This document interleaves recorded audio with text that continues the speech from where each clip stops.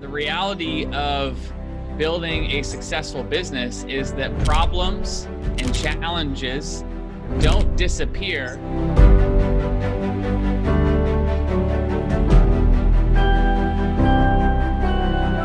Just because you have more success. And in fact, the problems and challenges, they get bigger. I think micro videos are a great way for people to get a taste of who you are, and a great way for people to, get a little a nugget that hopefully creates a spark in them to want to do something differently or move forward. And I think in today's day and age, the micro content is more of what people are consuming versus long form content. But we gotta, again, take a step back and just think about the purpose of what we're producing.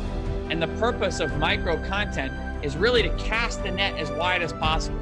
I think in two ways. One is first to exercise patience. You know from experience that a successful business doesn't just happen.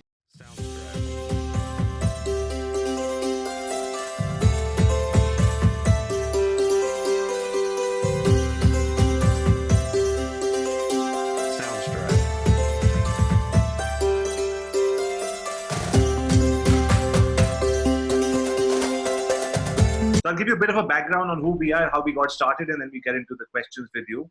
So okay. I'm 42 years old. When I was 18, born and brought up in New Delhi, India, all I wanted to do in life was to race street cars. My dad used to go to sleep. I used to take his car out, race it in the middle of the night, and then organize races, make some money out of that. I thought that's going to become a profession. Obviously, Dad didn't like it. He called me one day. We had a serious conversation. I got two options: join my business from tomorrow morning, B, get out of the house. After a lot of deliberation, I joined his business, and that deliberation lasted 3 hours, by the way. I joined his business, a very small hotel in the middle of Delhi. It was a new phenomenon called the internet. We got onto the internet, first movers by miles. So to cut the long story short, Dad took 40 years to build his first hotel. After I joined his business, next 5 years, we outright bought 4 more hotels. Everything changed for us. Now we had 4 hotels full of customers from all over the world. My mom joined me. We started a travel company, and everything on the internet marketing space happened with us. Affiliates, all of that. We were the first to try it. Expedia, Yahoo, all these companies, none of them had come to India by then. That's when a lot of people started coming to us and saying that, why don't you start evangelizing for us? So TripAdvisor, all these companies, I started speaking for them on stage. People came and said, why don't you help us do what you did for yourself? Started a 4-member team called Internet Moguls. And today, after 10 years, we're a team of 250 people working with 700 clients in 10 countries. Wow. Once that happened, my wife and I said, let's travel around the world. She wanted to open an office in Vancouver, Canada. We fell in love with the place. That's where these girls were born. So now we have 2 bases. The girls and their mom, they live in Vancouver. I travel back and forth between the agency here and the home in Vancouver. So that's a little bit about us. Because I travel so much and we don't get to spend as much time as we want to. So I tell them bedtime stories around entrepreneurship. So we just thought we make it a project. We put it into a comic book format, and we launched our first daddy-daughter project called Bedtime Stories for Tomorrow's Entrepreneurs. So that was the first project. We went around schools in Canada giving talks. We're $450 profitable on the internet right now on Amazon as the first project. And the second project is what we're doing right now. We're traveling and we've been meeting people on Zoom. Only the people whose journeys we've been following for a while, and inviting them on this and putting together a very nice colored coffee table kind of a learning book. We're calling it the Internet Moguls of the world. And we define Internet Moguls as somebody who we feel is able to generate business from the internet, live a freedom lifestyle, and be as close as possible to the family. So that's our project. Thank you very much for being part of this project. It really means a lot to us. And our first question is from my co-founder, Raya. So I follow your post. In fact, we're just looking at your Instagram today, and I loved how happy you stayed through it all, and how you really put out that positiveness. So how do you deal with stress, and how do you really train your mind to be happy and relaxed? Because some people, even I, struggle with maintaining my thoughts and believing in myself. So how do you deal with that? It's a great question. And the reality of building a successful business is that problems and challenges don't disappear just because you have more success. And in fact, the problems and challenges, they get bigger, and there's more at stake, with the more success that you experience. So that's often a misconception about business, is that like my problems will all go away when my business grows or when I have more success. But that's not true. The reality of it is that what we are experiencing now, the problems we are experiencing now, are equipping us to be able to handle the future problems that we are going to experience when we have more success. And so I think, like, for me, when I'm facing challenges, when I have stressful moments in my business, I remind myself of how far I've come, what I have endured, what I have overcome in the past. And that creates the confidence in me that this too shall pass. We will figure this out. We will get through this. The other side of it is that as entrepreneurs, we're idea people. We think of solutions. And so any problem that we are experiencing is really just one idea away from being solved. Right. So instead of wallowing in the energy, the negative energy of, oh, poor me, this sucks, I'm in this, I'm experiencing this, I like to just shift my energy to, what does this make possible? And what can we do to be able to solve this problem or challenge now? And what that does is, when you start asking your brain the right kinds of questions, it turns your brain on to find solutions versus asking negative questions, which only compound the negative feelings that you're experiencing. So for me, I just get excited about ideas. I get excited about, finding solutions. I get excited about progress. And at the end of the day, we're just one idea away from being able to solve a challenge or problem and move on. Perfect. Viviana, your turn. Okay, so my question to you is, when did you start your entrepreneurial journey? Like, which age? And which age do you think people should start their entrepreneurial journey? It's a great question.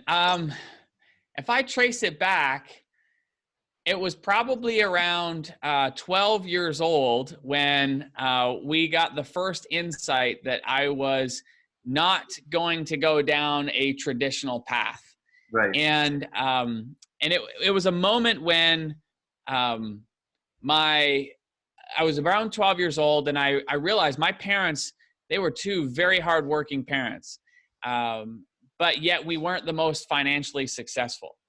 And so I knew at 12 years old that hard work doesn't equal financial success, because if it did, my parents would have been two of the wealthiest people I knew, but they weren't. And so it was, there was a moment when my dad was building a deck outside of our house, and he asked me, he said, "Hey, Stu, come here and let me show you how to do this, because you're going to need to learn how to do this one day." And I said to him, "Actually, it's okay, Dad. I don't really have any interest in learning that. And if I do need a deck, I'm going to make enough money to be able to pay somebody to be able to do it for me." And so I think I had that mindset early on. And then I always loved working. I worked when I grew up, I lived out in the country. So I had corn on one side of me and cows on the other. Wow. So I was working on farms from a very early age. And when I think about, like, what age do I think, young entrepreneurs could start working, I say as early as possible. To give you some context, my 8-year-old daughter has started her own little business, and I'm so proud of her, because she is a very good reader. She loves reading books. And so she's got a voiceover job where she's reading kids' books, and she started a little business where she gets paid for every kid's book that she reads. And it's awesome, because now she's realizing the opportunity that we all have. And so she wanted a new Instax camera, and with the camera and the case and the film, it was like $180. And I love, as a parent, being able to say to her, when she asked, "Can I get that?" I love being able to say, "Yes, of course you can, but you got to earn it."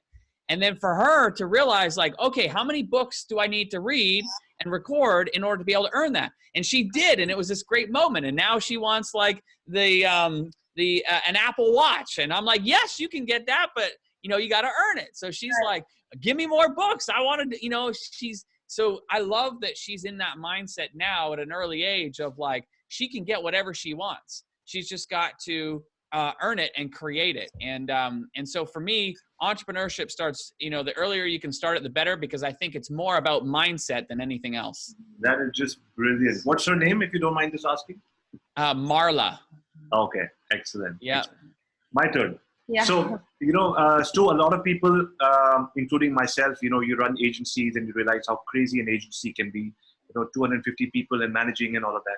And then we say, then we get agency people, freelancers, entrepreneurs in the digital marketing space. We get into online courses, and then we realize that is not an easy business, because you need to do a launch after a launch. However successful a launch, it's still just one launch and you need to do more. And then I came across your information, and I think I've seen every video of yours 4 times over. I can sort of almost rehearse it in reverse. And so you said that you spoke about membership sites. So we recently started a membership site for the 600 people who are in our community. I was very scared. I was like, first I need to grow it to 600,000, and then I'll start a community. And then you gave an example of somebody with 324. So between digital marketing agencies and all of that, a lot of people I see get entangled in the web of doing everything. And so from trying to simplify their lives, they're now doing online courses, membership sites, and all of those things. What is your advice to them? How do you keep it simple? Because when you don't get enough people for a membership site, you launch a course, and then you have people to teach there. So it just goes all crazy. How do you sort of solve all of that and keep it simple? I think in 2 ways. One is first to exercise patience. You know from experience that a successful business doesn't just happen, you know, and I think in today's world, there's this expectation that because you release a course or launch a membership, it should be an overnight, instant, you know, multi-million-dollar success. Right. But the reality of it is that like, it is like any other business, and we have to keep it simple in our minds in terms of, you know, how we are growing and building this. So for the way I keep things simple, and I have a very simple brain. This is why my team loves it, because, you know, they're the geniuses, and then they run it through the simple Stu filter. And if Stu gets it, then we, you know, pretty much everybody's going to be able to get it. But essentially, like for me, it's like, okay, what's our front end? What do we want to become known for? Like, this is the most important piece, is like, what do we specifically want to become known for? And based on that, like, what is the best entry point that we want to focus people toward? So oftentimes when people have all these other elements, they've got the courses, they got the membership sites, they got the coaching and the consulting and the services, and a client comes to them, the client is confused because they don't know what the first step should be. Right. And the business owner doesn't know what the first step should be. And so they don't know where to direct people. And this is where the problem starts to be created. And so what I would say is that, like, what's really important as business owners is to get clear on what is the primary entry point for people that you want to serve. And on the front end, you focus your energy on getting people into that. And then on the back end, you have the other offers once people are in your world. But on the front end, you want to be known for something very specific, solving a specific problem, and you want to have a very clear path for your customers to take in order to do business with you. Can you run us through a path that you use? If I was a customer coming to you and saying, you know, I need help, what's the path that you would run us through? So there's one entry point for me, and that is Tribe. And every year we release Tribe one time a year. But what happens is that, like, throughout the year, of course, we have all kinds of people who are sending us messages and saying, hey, I want to join Tribe. I know it's closed, but can I join? And because there's nothing else that people can buy from us on the front end. But what happens is that this creates this pent-up demand Right. And by the time we get to that date, and I always mention the date way out in advance, you know, so it may or may not be relevant for you with this particular project, but our next date is April 23rd. April 23rd. I am mentioning that date, you know, so far in advance. And that's the entry point. And then once people come into our world, they realize like, oh my goodness, like it is awesome doing business with Stu and the team. And they want to continue doing business with us. And we have our high level mastermind. We have our high level, you know, coaching and membership. And we have our live event. We have our software that's coming down the pipeline. But on the front end, it's one focus, and that is tribe. All roads lead to tribe. Now, yeah, so that's an example of our flow and our and that once a year thing, you know, I must commend you on that. It's a scary move for most entrepreneurs to say, I'm going to keep my doors closed for 11 and a half months. But you pulled it off. And yeah, it is if you don't have recurring revenue on the back end. Right. So this is the difference. You know, a lot of people who don't see the business model, they only see that front end piece. But what they don't realize is on the back end, we have recurring revenue coming through with our membership and with eventually later this year, our software.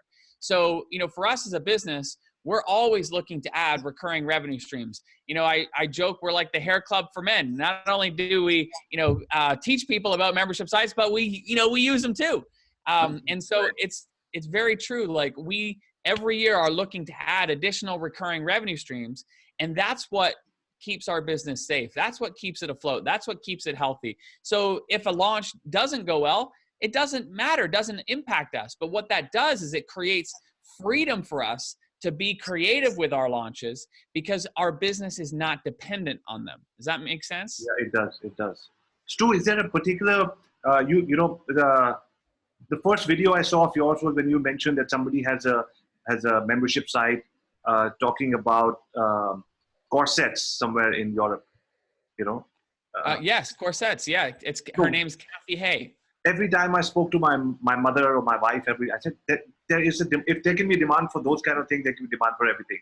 So when it comes to a membership site, is there a formula? Is there something that you've learned over the years to say this is how you should price your site in the beginning? You know, $10, $20, $30, $40, $50 a month, or is there a formula for that?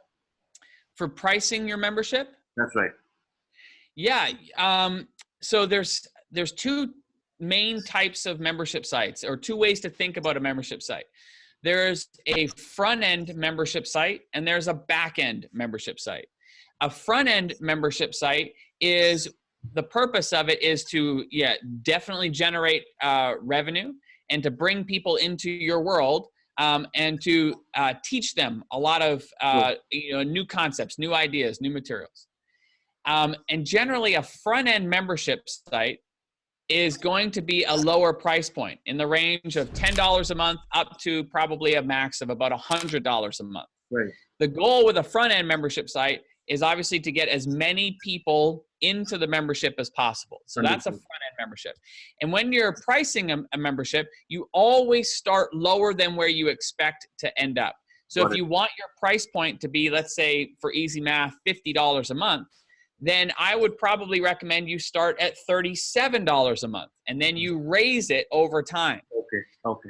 Now, the back-end membership is different. A back-end membership is generally a much higher price point. It's generally going to be on a low end, $100 a month, to a high end as high as thousands of dollars a month. Right. But generally it falls in the range of, $250 to $600 a month. Got it. And the purpose of a back-end membership is different. The back-end membership supports people in implementing what they have already learned from you. This is why a back-end membership is perfect for somebody who has a course. Because if somebody comes through a course, they learn a lot from you in a short period of time. But the reality of it is that very seldom have people mastered what you've taught them during that course period. And so at the end of the course, they want to continue working with you because they want support and help in implementing what they've learned. So they've learned it, but they haven't implemented it yet. And that's where the back-end membership really creates synergistic fit in a business. So back-end membership is a back-end membership / course, or because in my head a membership is something which lasts for 12 months and a course could be finished in 3 months. No, a back-end membership, there's no time limit on a back-end membership or front-end membership. They can continue on forever. And so, the reality of it is that when people join your membership, they're going to be at different stages of progress. This is something we call the success path. And so our goal as membership site owners is to help move people along that success path and help them continuously make progress in whatever we're helping them achieve. And so, go ahead. So it's a good idea to have a rotational membership, which means there's no beginning, no end. You can join anytime, but invariably you will learn all those. So if it's 52 weeks, 52 chapters, doesn't matter what stage you join in at, you will eventually cover the whole course. Because a lot of people think, otherwise, how will I have multiple launch dates?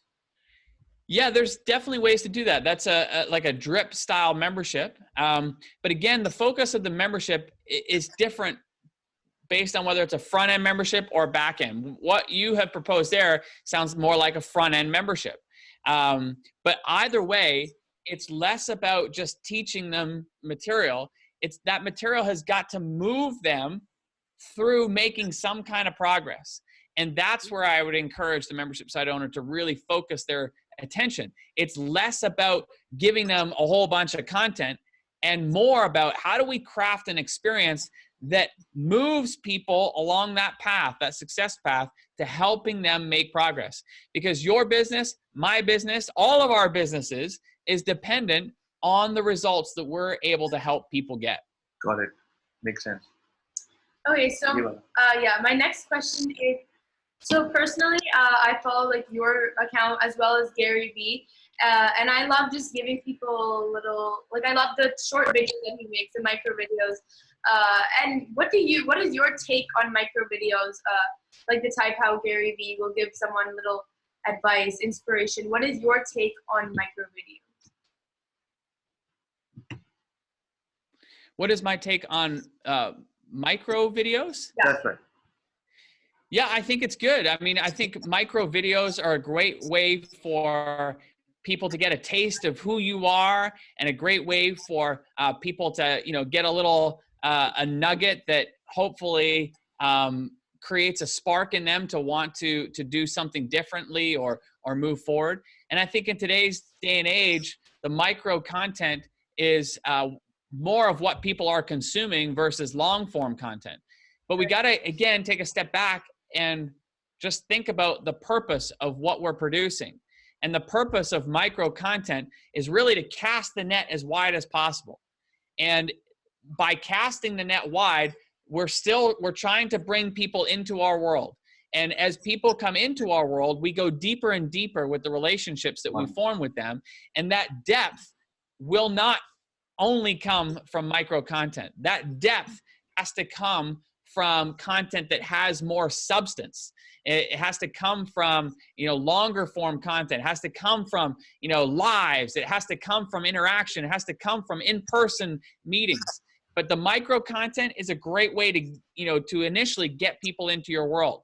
But if you want to go deep with people and you want to impact people, you have to think about content that has more substance than just the micro content on the surface. Makes sense. Right. Again. Yeah, so we have 2 minutes. Yeah. Okay, so my last question is, so we were talking about like our definition of an internet moguls, but my question to you is, what is your definition of an internet moguls? Oh, good question. Put me on the spot. Woo! Let me think. I think an internet mogul or a business mogul is somebody who is committed to their clients and their customers, and at the end of the day, if you and I just stay committed to what we do as a business owner, which is solve problems for people. People pay us to have a problem solved, to have something in a more convenient way, in a faster way, to get results in their life. And if we just obsess about that and helping people make progress in their life, everything else gets taken care of, and one of the things that I think is really important, as we build businesses is to, obsess over the results and the progress that our customers make, and obsess over the type of business that we want for our lives. Like, why are we starting this business? Why are we building this business? Is it for money? Because there's a lot of ways to make a lot of money that none of us would be interested in. Sure. Is it to create more freedom? Okay, well, what does freedom look like? And right. How is that showing up in our lives? And is the business actually creating that freedom? Is it to spend more time with our family? And if that's the case, like, is that a priority? And are we making that a priority? Because it's very easy in business to have success and get swallowed up in that success and lose sight of why we're doing this in the beginning. So for me, when I think about an internet mogul or a business mogul, I think about somebody who is obsessed about helping their customers make progress, and equally obsessed about building a business that serves them and their lives and why they got into it in the beginning.